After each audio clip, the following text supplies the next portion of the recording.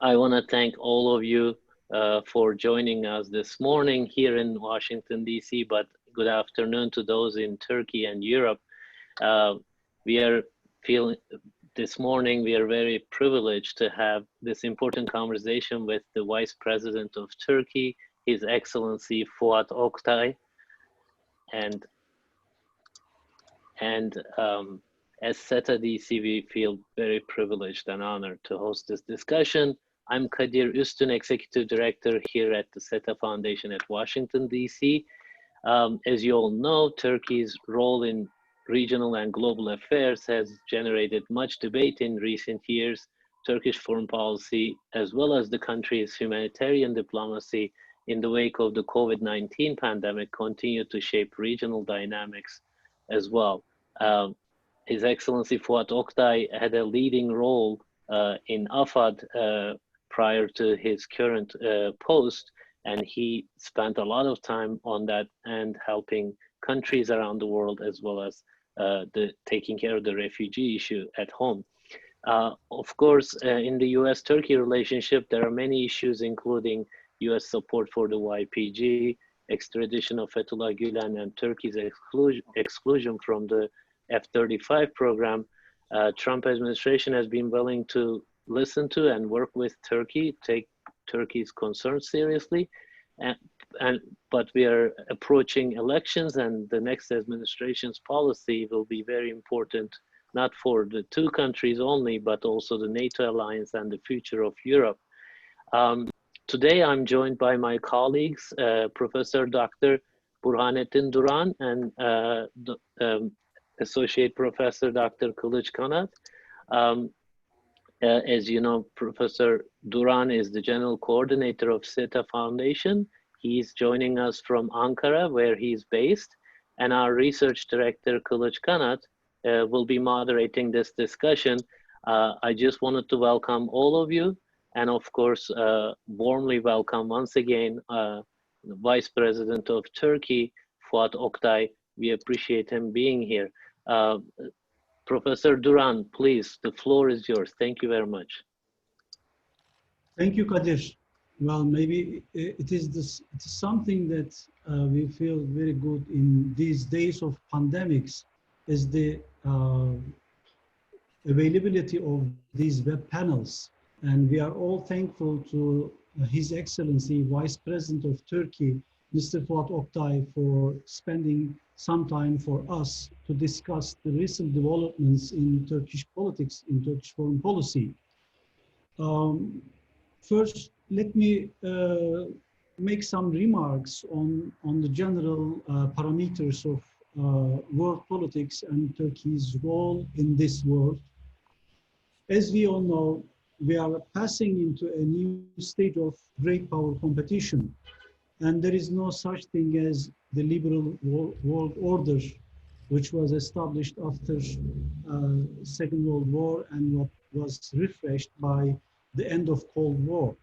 So we are in the days of great power competition, and each country is trying to maximize its national interests by making some new bilateral relations, and sometimes these are including some confrontations. So today we are discussing so much the recent escalation of tensions in the Eastern Mediterranean, and Turkey is trying to find a fair distribution of hydrocarbon reserves in the Eastern Mediterranean basin. But unfortunately, we are seeing some kind of escalation. As we all know, Turkey is trying to have a piece of sea, or a sea of peace, let's say, in the Aegean and at the same time Eastern Mediterranean.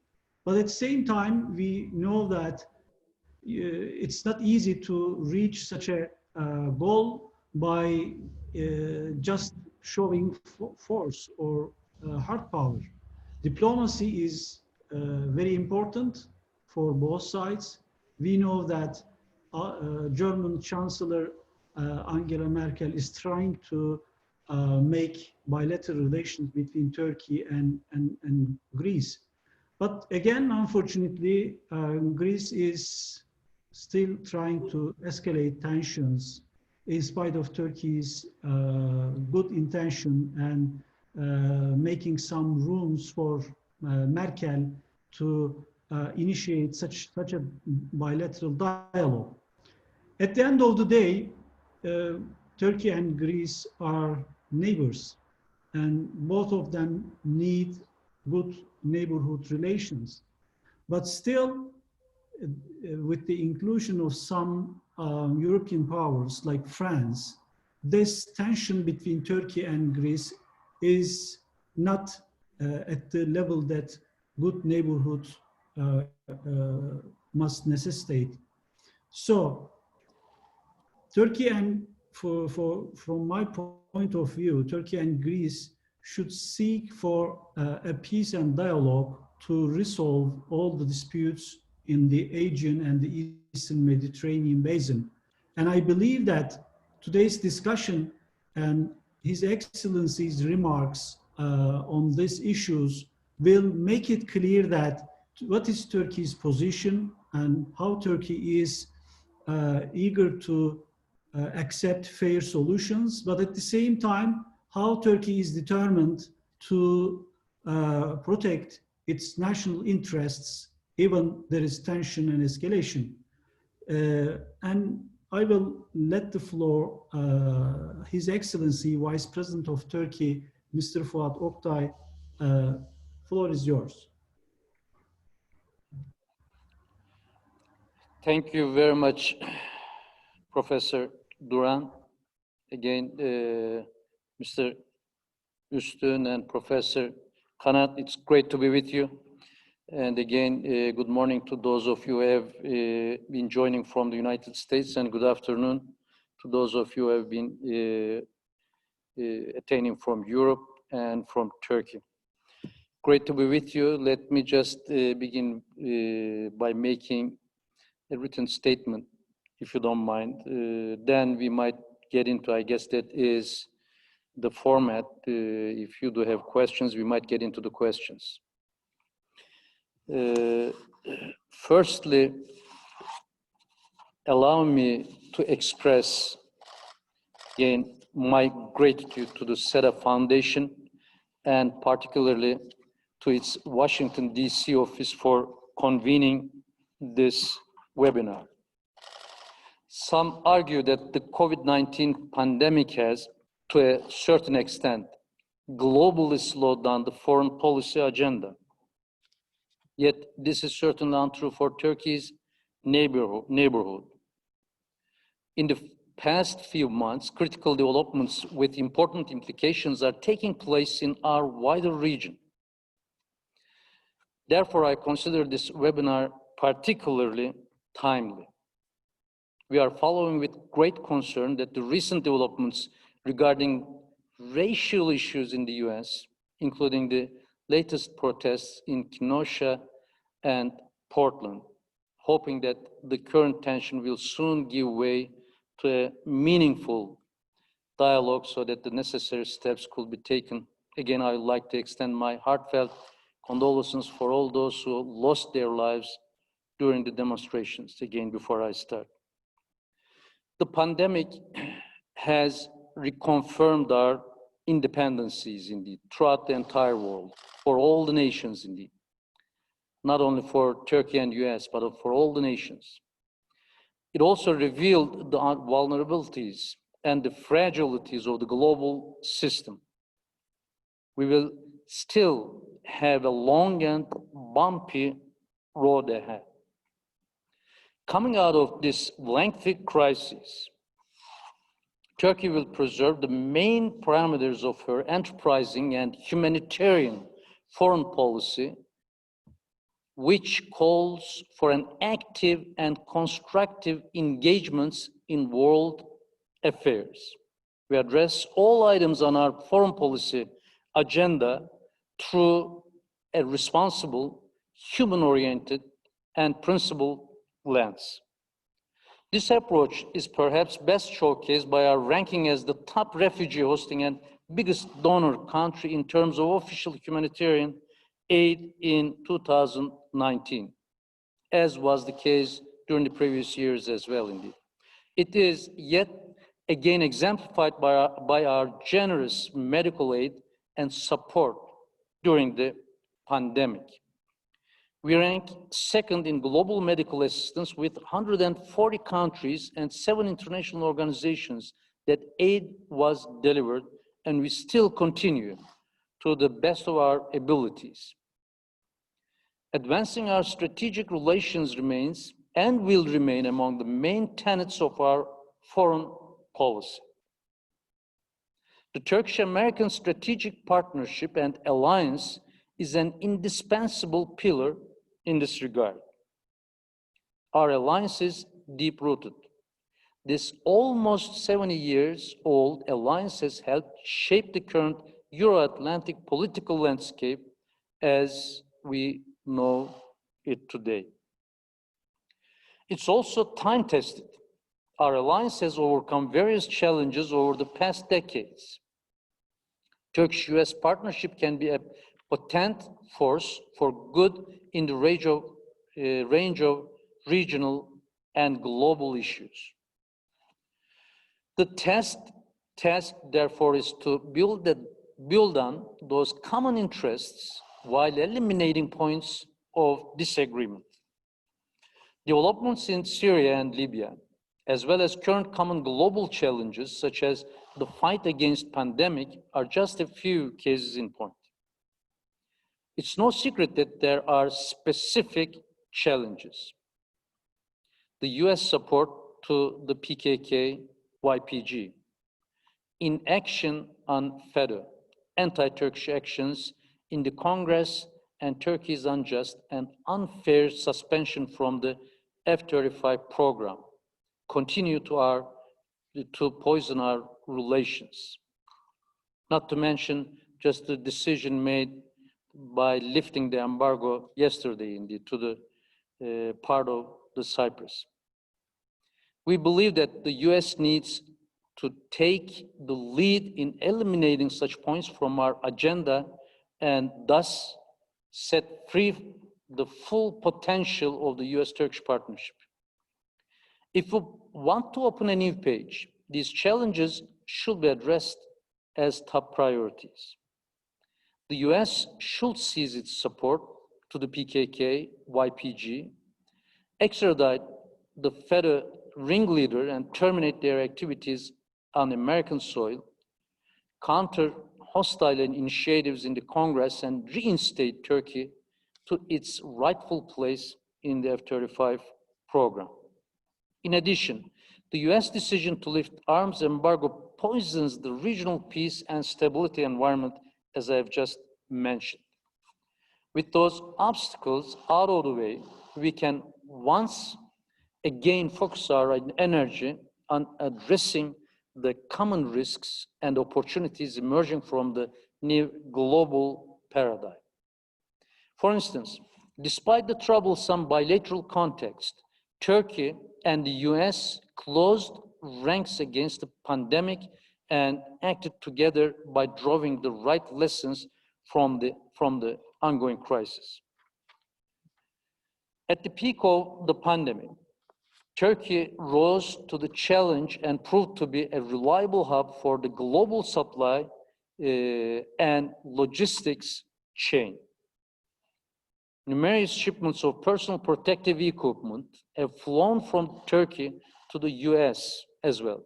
Similarly, our defense companies have continued manufacturing key materials needed for the US aviation and security sector. Our close cooperation is also very much needed in steering the post-COVID era in the right direction. For instance, as supply chain reliability becomes increasingly important, we believe that Turkey's robust manufacturing infrastructure, as well as its young and skilled labor force, will become more attractive for American and global investors. Complementary between our industries should lead to the forging of a new industrial partnership. As you all know, as we all know, our presidents have set a joint target to achieve $100 billion in bilateral trade. We firmly believe that this goal is perfectly attainable, achievable. We are also confident that increased trade and investments will in turn lead to improved bilateral relations. On the other hand, recent regional developments, particularly in Syria and Libya, have once again proved the vital importance of our cooperation.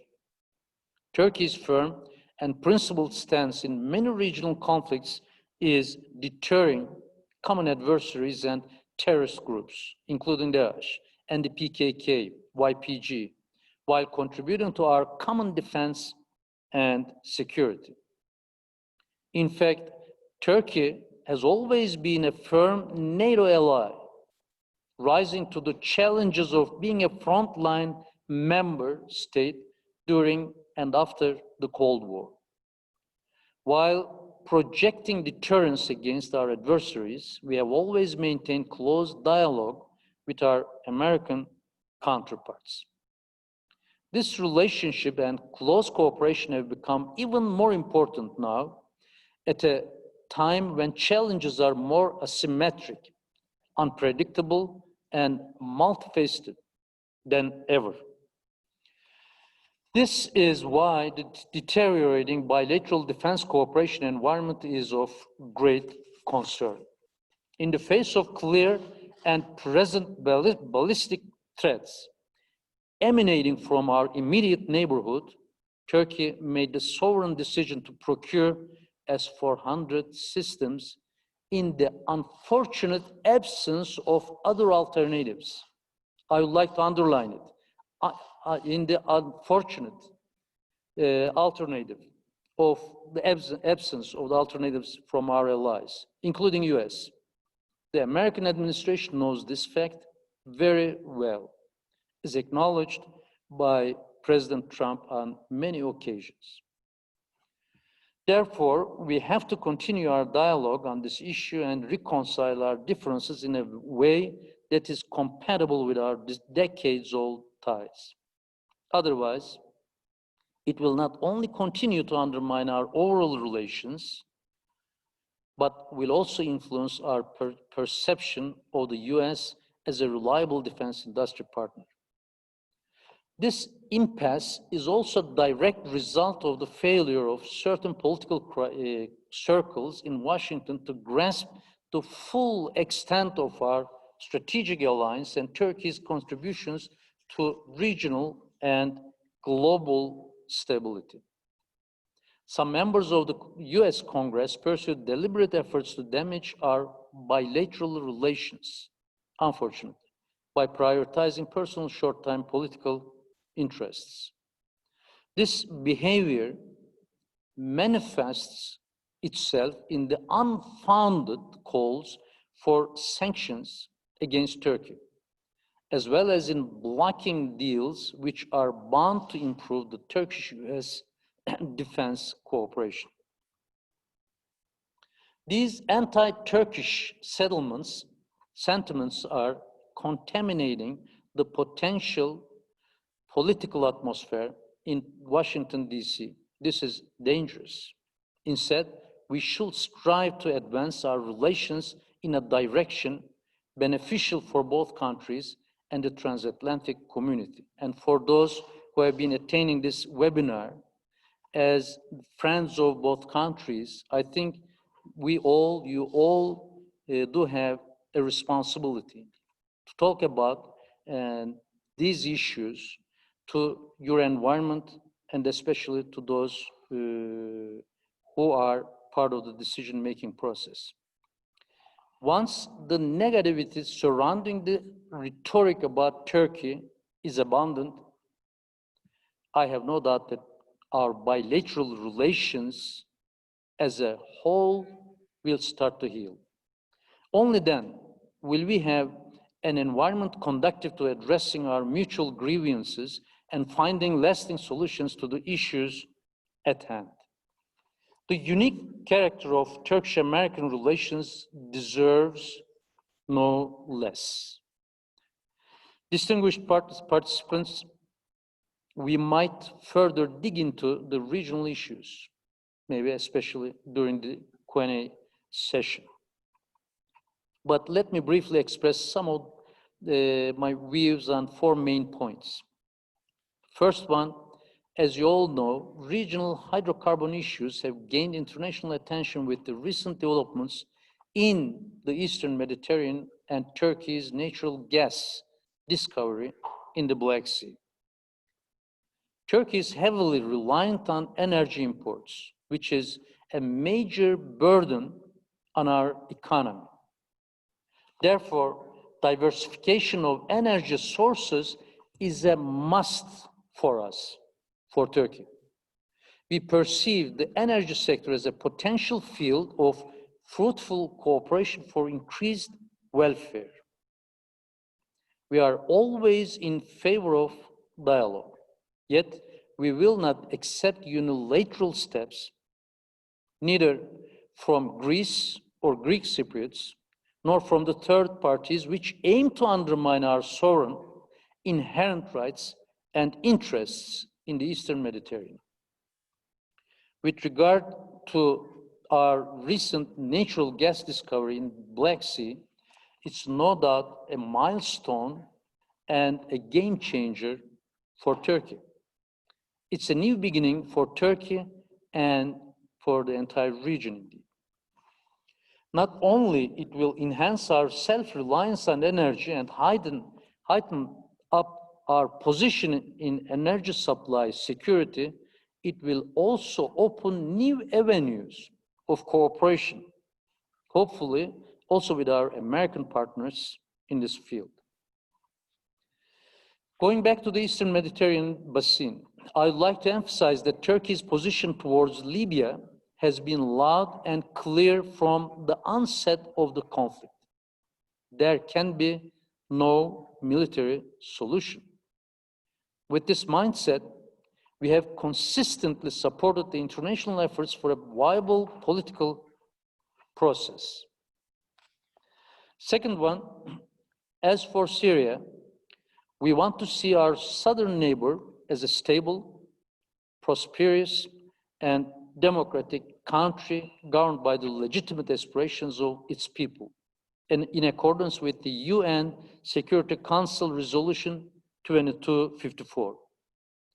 Our relentless efforts led to the reconvening of the Constitutional Committee most recently. Third one, another regional flashpoint is naturally Lebanon. We have close historical and cultural ties with the Lebanese people.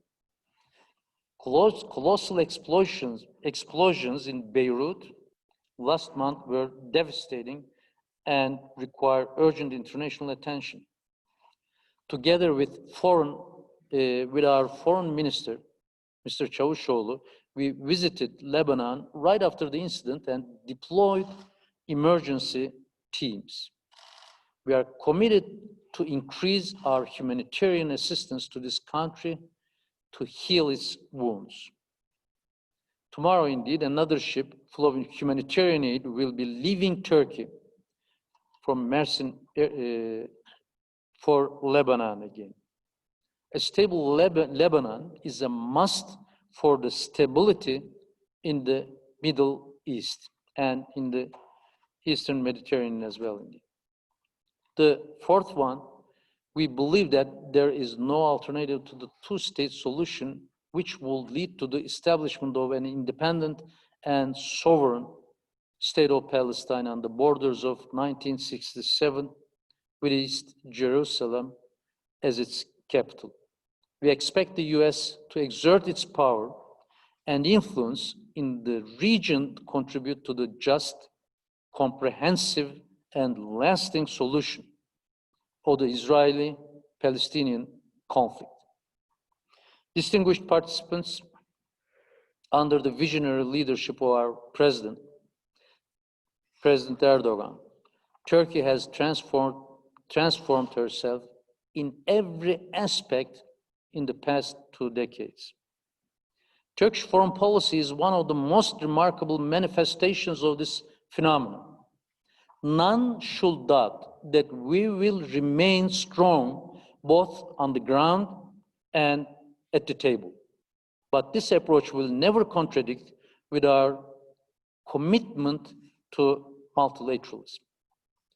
3 of the main points I briefly referred to, Syria, Libya, and Eastern Mediterranean, will remain at the top of our foreign policy agenda. We will continue to focus on alleviating the fragilities and resolving conflicts in our neighborhood and beyond.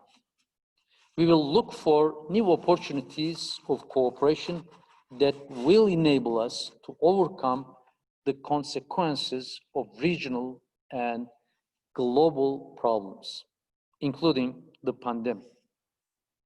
With this understanding, our priorities will also include gearing up our trade diplomacy efforts, boosting our tourism diplomacy, and strengthening our digital capabilities. Without doubt, there is considerable cooperation potential with the US in all these endeavors. More importantly, as I've elaborated earlier, there is strong determination on the Turkish side in this direction. I'd like to just stop here and give the floor back to you. Thank you very much, Your Excellency. And since the announcement of this event, we received many questions about the issues you just raised about Eastern Mediterranean, Libya, Syria. I'll try to honor all of those who ask questions, and I know that you have a very busy schedule, so I'll try to make it as compact as possible while trying to get your responses for them. Let's start where you left off, actually, your visit to Beirut immediately after the explosion. And we have seen that crowds have gathered to demonstrate their affection towards your visit, towards Turkey. Can you tell us a little bit about how would you interpret the result of this visit? Especially, I know that you offered a temporary support for the Beirut port through Mersin. Is there any development about that? Well, Lebanon, for those of you who might not know, but I strongly believe all of you know a lot better than I do, Lebanon is not really far away from us, like the rest of the region indeed. We have lived together with Lebanon for 400 years. So we have shared the common values with Lebanese people. We have relatives with each other.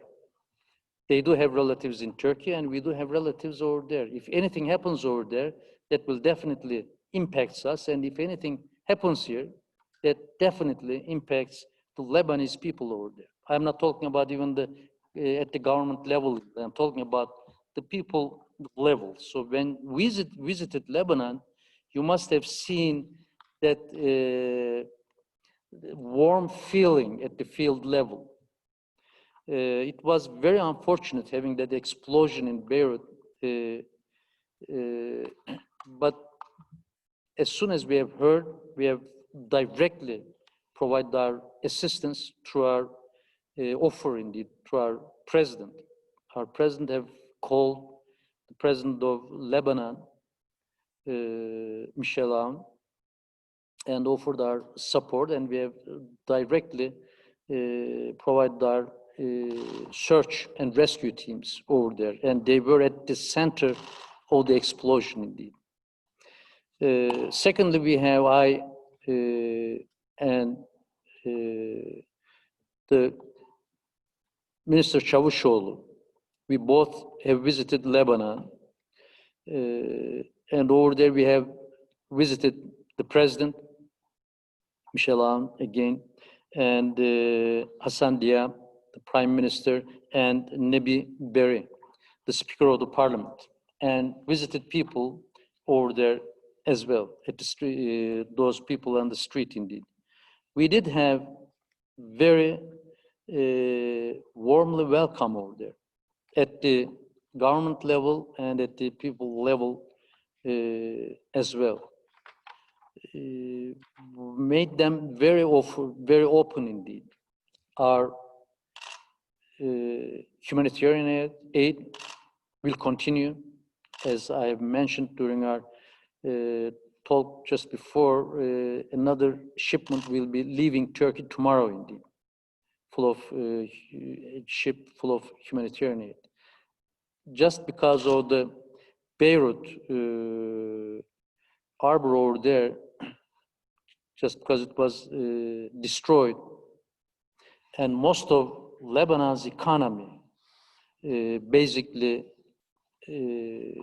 goes on over there indeed. We have offered our Mersin and Iskender harbors to help their economy as well over there. They're basically trade. We have already made our offer and we have been providing our assistance, and in case, of course, any further demand from them, definitely we will deliver them. But as you know, there are political crises going on in Lebanon as well. And again, an unwanted guest, so-called, is over there as Macron in France, unfortunately. Somehow making the humanitarian crisis over there more problematic for the Lebanese people. So as Turkey, we are there to help the Lebanese people, indifferent from their ethnicity and from their religions, for the people of the Lebanese over there. So we strongly believe that whoever would like to be there should focus on the future of Lebanon indeed, for the good of the people over there. Just as short, we were very much welcomed, both at the governmental level, official level, and at the street level. And Turkey is very sincere when it comes to the humanitarian issues indeed. We do not really make any distinction when it comes to provide our help, whether it's in Syria or Iraq or Somalia or any other part of the world. So that's exactly what happened in Lebanon as well. Thank you very much. Mr. Vice President, there's a second set of questions on Libya. And so I will try to, in my capacity, I will try to summarize those questions as good, in a very compact way. So on the one hand, there was this expectation in Washington, D.C. that Turkish attempt in Libya would fail.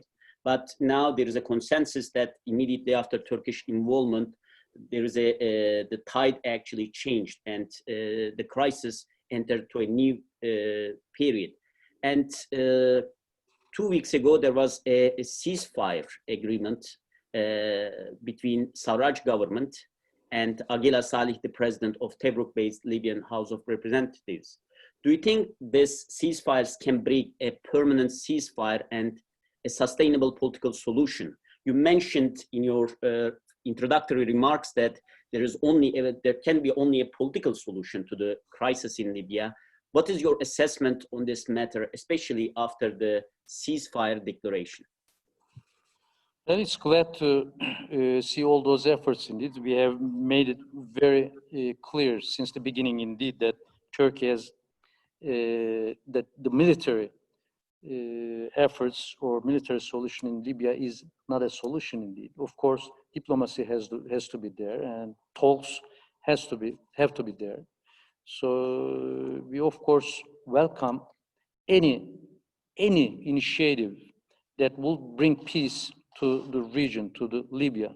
But unfortunately, putting on an equal footage on a legitimate government recognized by UN through that agreement and through that offer indeed, and the aggressor, whatever you want to call it, Q-plotter, Haftar, is a flawed approach and does not really contribute to the efforts aimed at solving the issue indeed.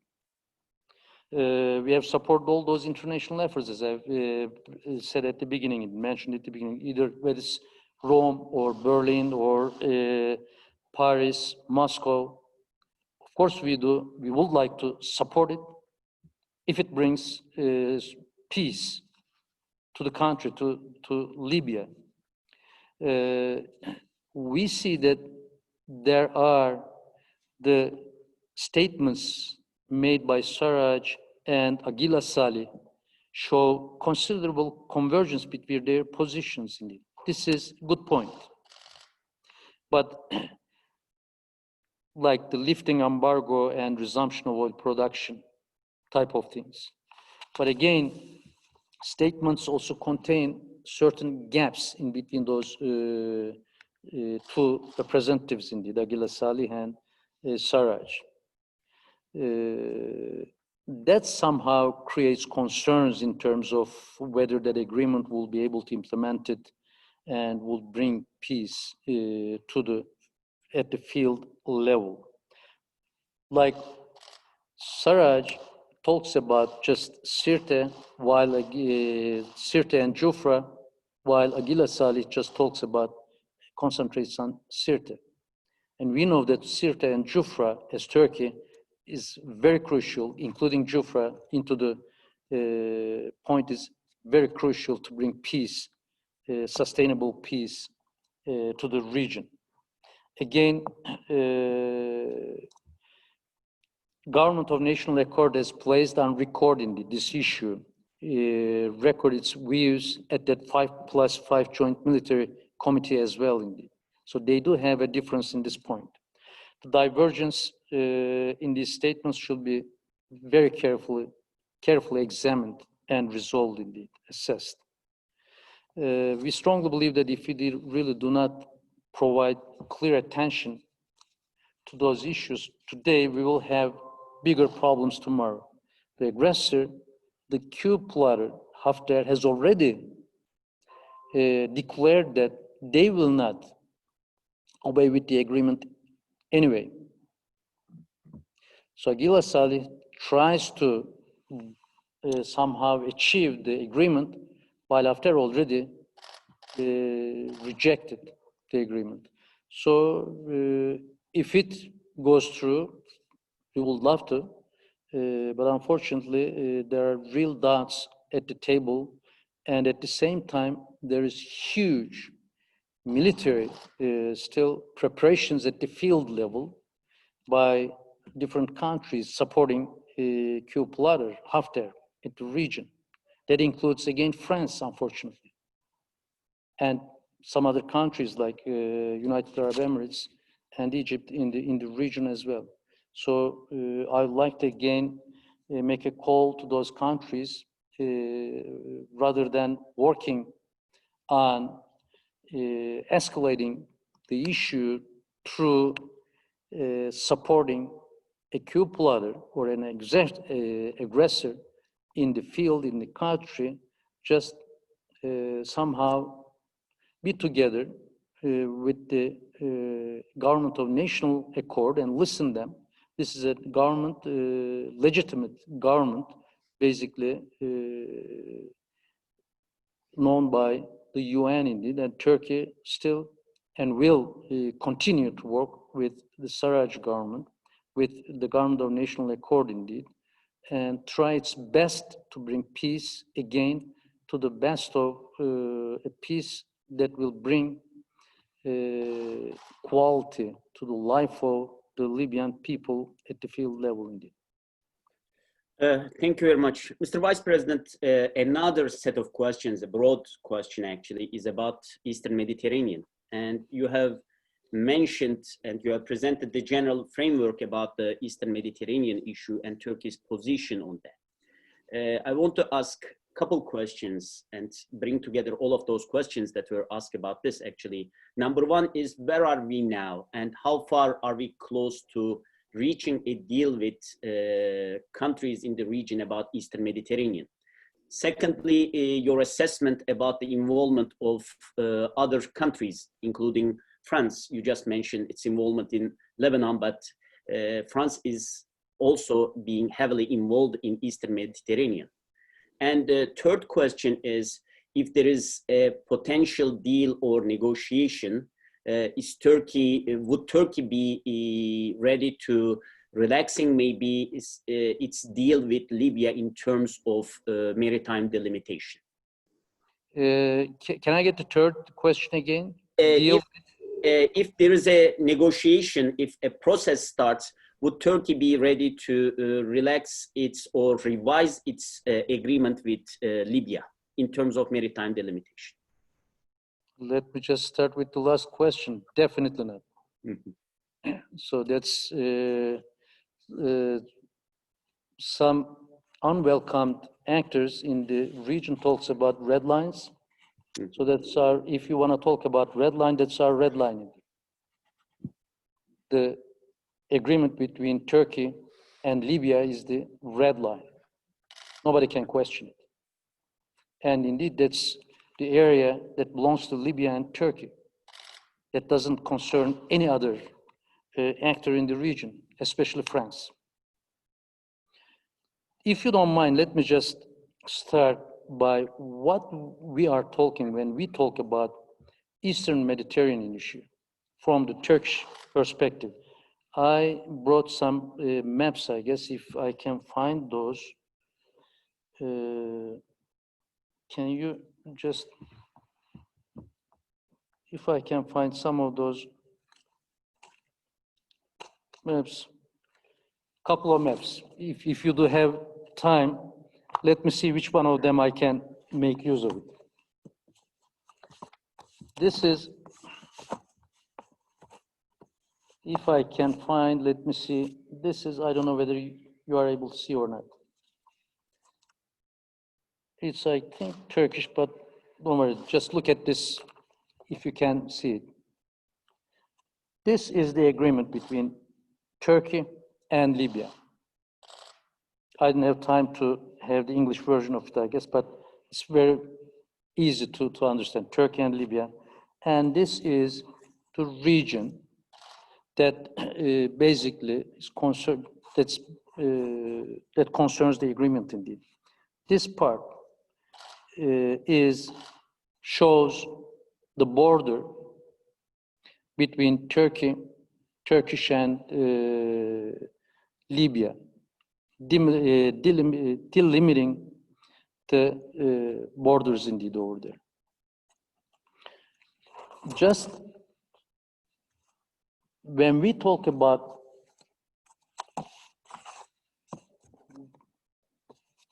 the problems, again, let me show this map as well. This is a map that shows the continental shelf of Turkey. I don't know whether you are able to see it from here or not. Yes, we can see it. So this is the continental shelf, very well known. This is where we claim, not claiming it, this is our continental shelf. With the agreement, this is where Libya's continental shelf. All the drilling and seismic research and activities that we go through, all of those activities happens at this region, which is within our continental shelf. This is the region. This is Cyprus, this is Crete, and those are some of the Greek islands. So this is where the first problem comes in. If you can again see it. Yes, we can see it. Recently, all of a sudden, we have started seeing a map called Sevilla map, brought on the table by Greece. This is where they claim that continental shelf or the rights of Turkey at the Eastern Mediterranean has to be limited. This is where we claim, not claiming, this is where our continental shelf is. All of a sudden, this is what Greeks talk about. Even though the EU and some other countries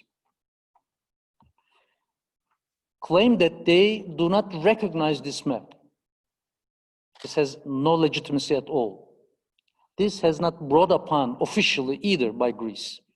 However, all the hypotheses, all the theses made upon so far somehow refers to this claim. I don't know whether there is another, I can show you another map or not. If you look at this part, what it says is that even though you do have the longest continental coastline in Eastern Mediterranean as Turkey, you cannot,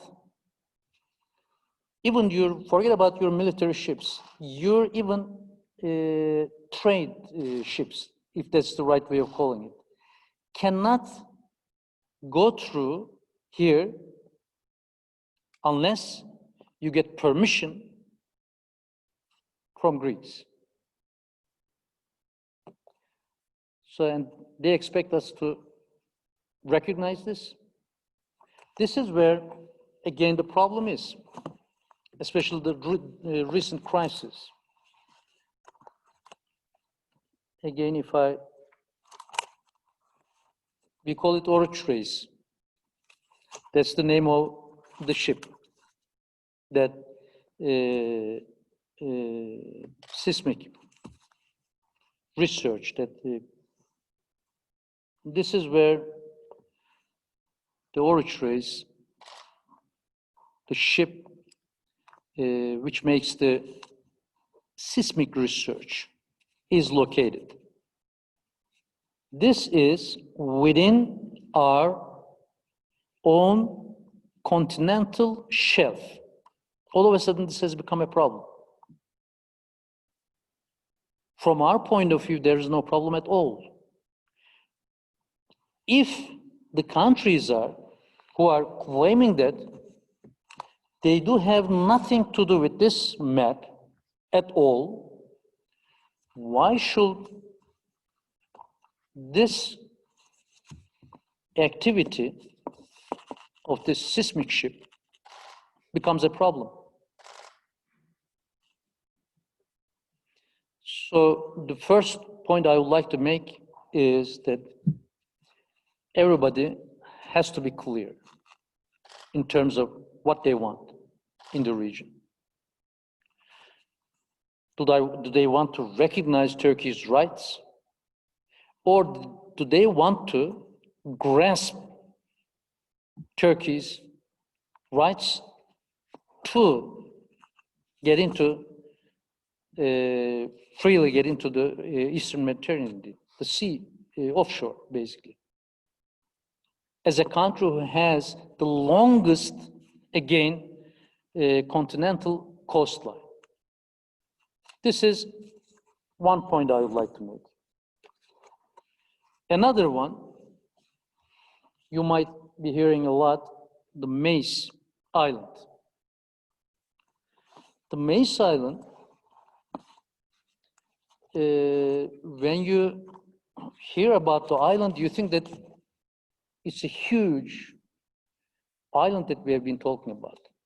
This is where the island is, for those who have not seen it. Again, Professor Kanat, I know you do know, and Professor Durand and Üstün, you know it a lot better than I do. But in case, just it's better to maybe just to remind to all the audience. This is where Mace is. This is how big it is indeed, even less than that. Just 10 kilometers, square kilometers. This is Turkey. This is how close it is. If you can show it, I don't know whether you are able to close it down. Yes, we can see. Almost just directly near to a town called Kash. Just today, indeed, I was watching a live TV showing pictures from the island, from the Turkish side, main soil indeed. That's how close it is, just 2 kilometers. And this is Greece. Just to the nearest island, that's nearest point, this small island is 570 kilometers away from Greece. So what type of participation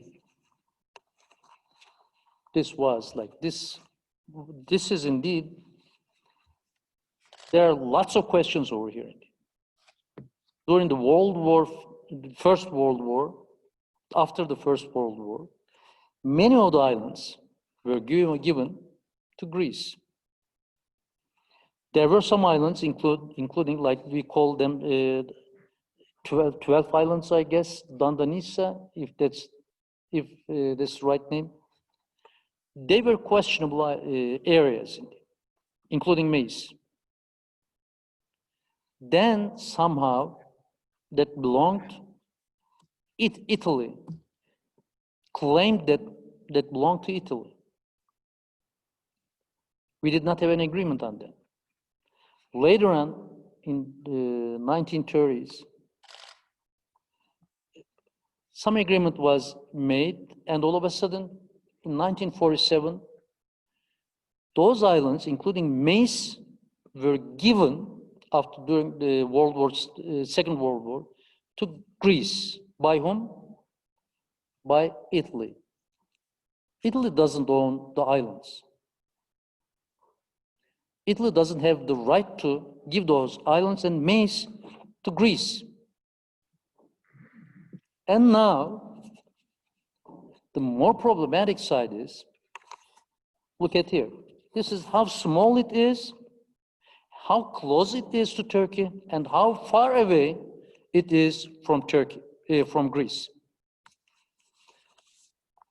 And all of a sudden, we do have another claim. This is 10 square meters, 10. I'm not talking about 10,000, 10 square kilometers, 10 kilometers. And now they claim a continental shelf for that island. 4,000 times bigger than the island itself. Now you'll have a Turkey over here, having the biggest coastline, and you are not going to let Turkey to have its own legal seismic and drilling activities in that region, and all of a sudden you'll bring up a questionable area. They'll claim that they need to have 4,000 more area of the island itself. So would you expect Turkey to accept it? Forget about anything else indeed. Plus, those islands were supposed to be and are supposed to be, based upon the agreements, demilitarized, because they were so close to Turkey. And now they are all militarized. Just a couple of days back, we have seen Greeks bringing more military power to these islands. So will the world expect us to sit back and just watch it? That directly is related, and that directly is a concern for Turkey. Of course, we will closely follow up the developments over there. Of course, we will reject this unjust claim over here. So we do claim that. Second point I would like to make is there. Having 2 kilometers from your own coasts and another place in the Aegean side, from Izmir, Çeşme, there's just 1 kilometer, another island called Sakız. 1 kilometer from Turkish coast. And now you'll claim that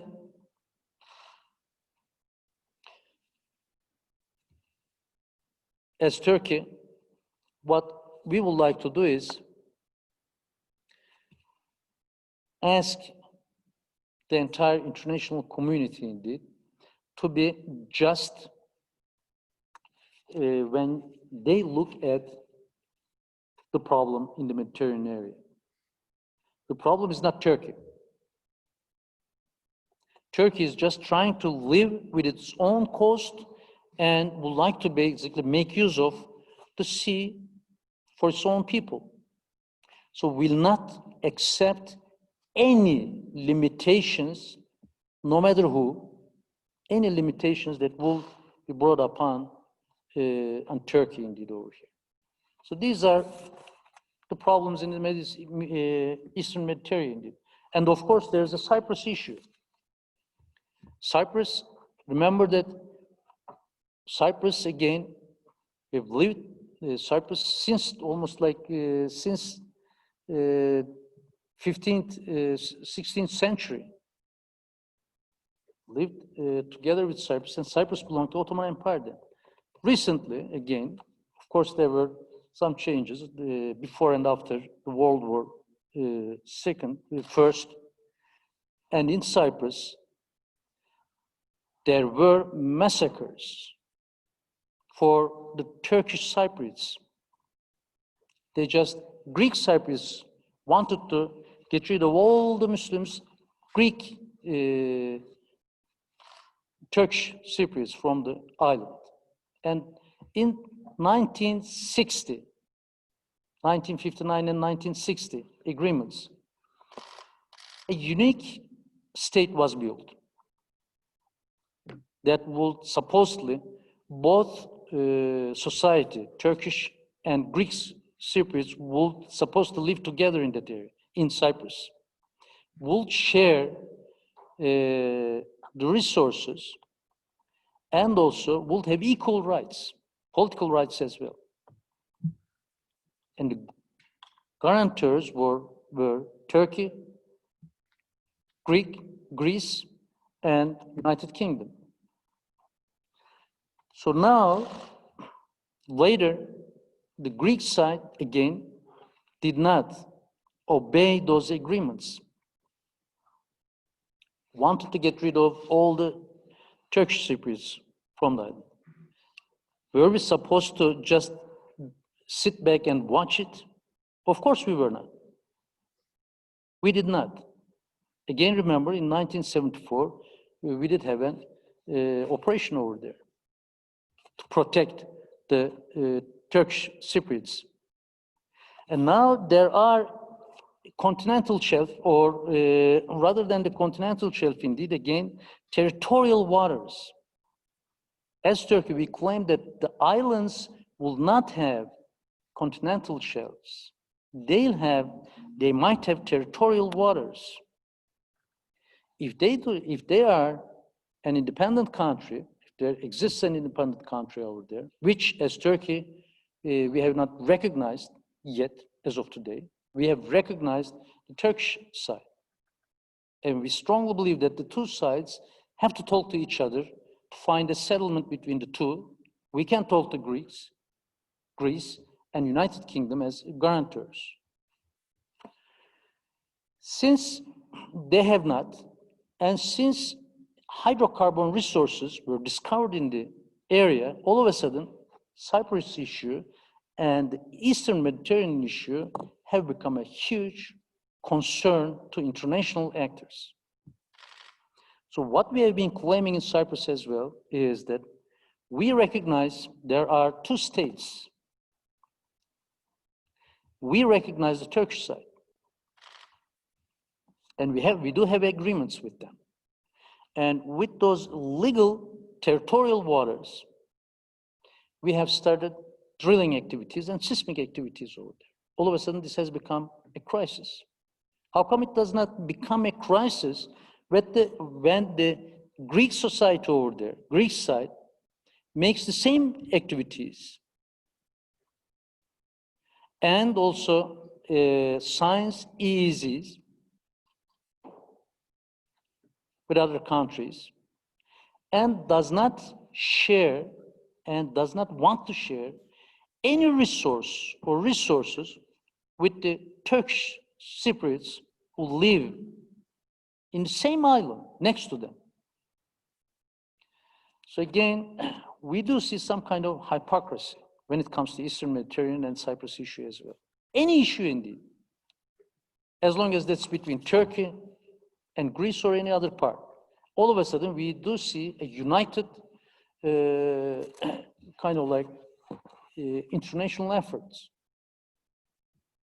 to convince Turkey to somehow get back near to its own territorial waters.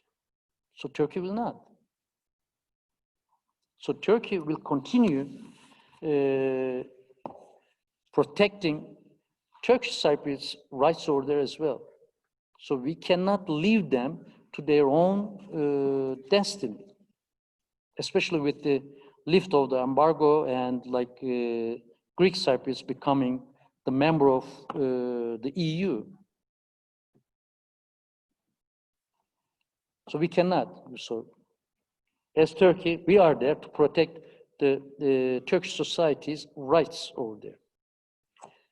Let me show you a third part. This might be, if I can close this part, let me close it. This is agency. This is the Turkish side again, and Greek side. Many islands over there belongs to Greek side. And Greek and Turkey implement 6-mile territorial waters. And all of a sudden, Greece started claiming 12, kind of like extending it to 12 miles. This is how it is for 6 miles, if both sides implement 6 miles. So when you go through from Black Sea, where now we have discovered the energy sources, natural gas resources, go through the Mediterranean, Marmara, and get into the agency. You might help me, Professor Kanat. Yeah. So those are the areas that you have to go through to get into the open seas, offshore seas, to the Mediterranean. So you have to go through all those places. So this is what happens when you increase it to 12 miles. Do you see what happens over here? Yes. All of a sudden, agency becomes a lake for Turkey. Forget about your military ships. We are not talking about military operations over here. We are talking about the basic human rights, basically trade activities. Now, you cannot go through here. You have to get the permission of Greek side to get into the Mediterranean Sea. Would you accept that? They claim that the international law would give them that right. No, it does not. It says till 12 miles. Does not say 12 miles. Till 12 miles. So we do implement right now 6 miles. In the Black Sea side, we implement 12 miles because there's no problem over there. It's not that close. It does not block any country indeed from using its trade activities or any activity. Now Greek is about to implement 12 miles in the Iron Sea. They might. But when it comes over here, nobody should and can expect us to accept such a resolution. That's why we claim that this is a reason for Turkey, this is a reason to start a war. Just pronouncing war as a responsible person is not an easy. Especially if you sit in a responsible chair, it's not easy to pronounce that word. But we mean it. It's not a bluffing. Accepting such a solution would mean kind of like pushing Turkey back to its just on mainland indeed, not letting Turkey to make use of its sea resources at all. So now, this is what the problem is all about in the Eastern Mediterranean and in the Aegean side. That basically, these are the problems that we are fronting with Greece. Of course, there are talks going on, and we have been open to find diplomatic solutions. We are still open, without any precondition. We can sit, we can talk, we can find a solution. But that solution has to be just and fair. That solution has to be a type of solution that will be acceptable to the Turkish people. Forget about the government itself. Right now, when the people of Kaş, that's just very near to Mace Island, 2 kilometers away, or Çeşme, very near to the other island we call Sakız. You might maybe name the English version of it. When they get up and not able to go even 1 mile or 2 miles away from their own shore, just think about what it means, what it might mean to those local people when they get up every single morning. So whatever the solution we find has to be acceptable to those individuals, to those families and kids and youth and people who live over there, and to Turkish people indeed. So that's where we are with the Eastern Mediterranean issue. So nobody should accept us to back from our rights regarding the continental shelf, our own continental shelf, and nobody should expect us to take any step back from the agreement, exclusive economic zone agreement that we have had with Libya. And nobody should expect us to accept Greece to extend its territorial waters from 6 miles to 12 miles. Thank you. Thank you, Mr. Vice President. And I know you have a very busy schedule, but I will try to ask the remaining questions in a very short way. One question is about US-Turkey relations, and you mentioned the significance of US-Turkey relations. You touched upon that topic. 2 different questions about that. Number 1 is about the presidential elections that is scheduled in November 3rd in the US. How do you evaluate the forthcoming elections, especially in regards to the future of Turkish-American relations? The second question is in regards to the recent decision of the US to partially lift arms embargo on the Greek Cypriot administration. You mentioned in part the Cyprus issue, but how do you evaluate that? Well, as regarding the presidential elections, of course, as the Vice President of Turkey, it will not be appropriate for me to evaluate any election, especially before the election, in another country. That includes United States as well. But the part that basically relates us is the foreign diplomacy, the foreign relations, of course. Right now, we know that U.S. domestic agenda is dominated by the issues related with the elections. So we are trying to understand, we are forcing ourselves to understand that some of the issues that were raised somehow coming out of the water regarding Turkey can and might be related with the election period.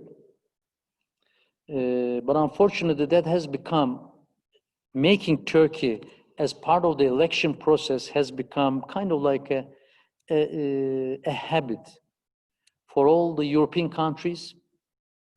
And all of a sudden now it has become a tool for the US elections as well. We would love to not to become part of those presidential debate or election debates, not only in US, but in any other country at all, indeed. And again, we would love to